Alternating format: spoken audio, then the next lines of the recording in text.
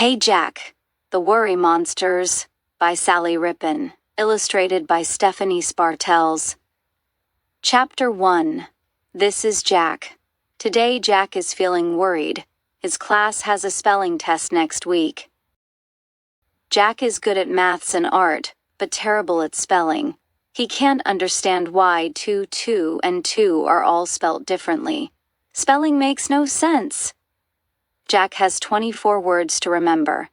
Outside it is sunny and Jack's puppy wants to play. Jack pushes the list of words to the bottom of his bag. He will worry about the spelling test later. Jack and Scraps play outside in the back garden. They laugh and bark and roll around on the grass. Soon it is time to go inside for dinner. Jack's mom has cooked his favorite, pasta bake. She gives him an extra big serving. Did you get any school notices today? Jack's mom asks. Suddenly, Jack remembers the list of words at the bottom of his bag. His tummy squeezes tight. He looks down at his plate. No, he says. Jack doesn't want to think about the spelling test. It makes his tummy hurt. He tries to finish his dinner, but the pasta doesn't taste so good anymore. That night, Jack lies awake in the dark. The worries in his tummy are getting bigger and bigger. They feel like big, scary monsters that are whispering mean things to him.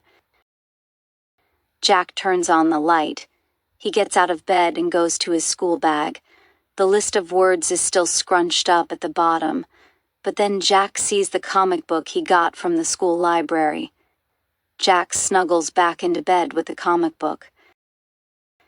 There is still a whole week until the test. He will worry about it tomorrow. Chapter 2. All that week, Jack is very busy. At school, he plays soccer with his friend Billie. After school, he plays with Scraps.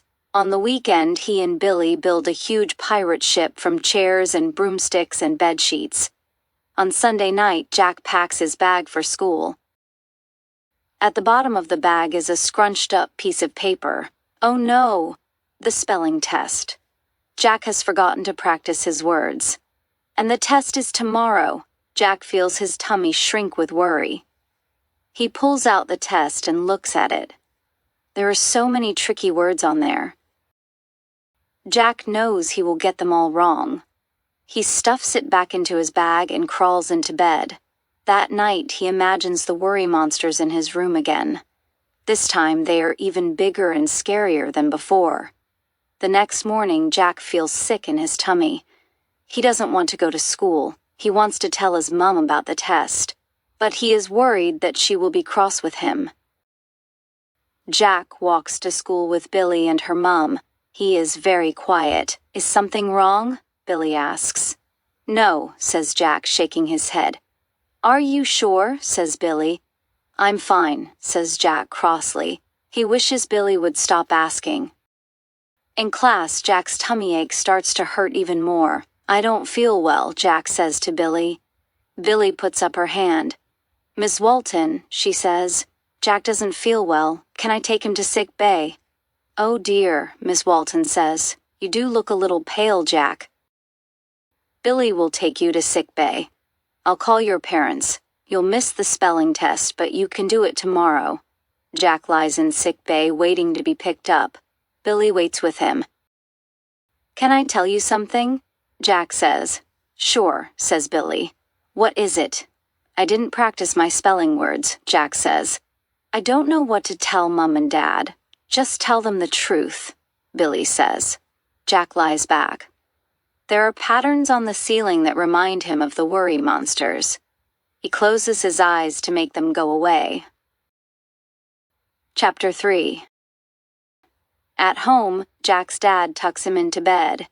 He puts a cold washcloth on Jack's forehead. So, his dad says kindly, Do you want to tell me what's wrong? Jack hangs his head. I had a spelling test today, he says. I forgot to practice the words. You forgot? Says his dad. He lifts his eyebrows and smiles. Jack sighs. I'm terrible at spelling, Dad, he says in a little voice. I just can't do it. That doesn't sound like my Jack, his dad says. He gives Jack a cuddle. Why don't we practice the words together? You will have to go back to school sometime, and the spelling test will still be there.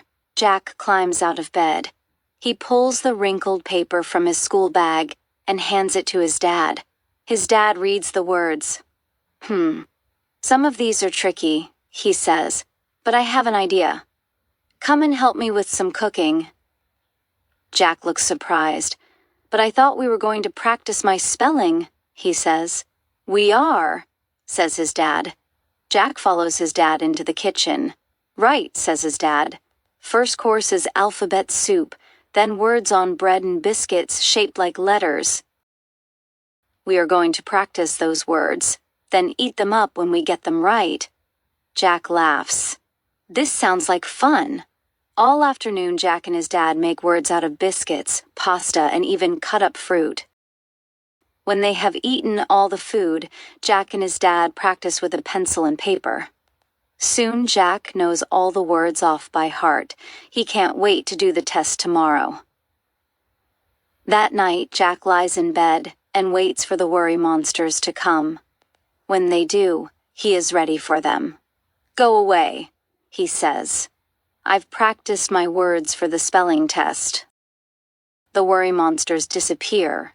Jack knows they will come back again someday, but he also knows that he doesn't need to be afraid of them anymore. When Jack does his test the next day, Miss Walton is very surprised.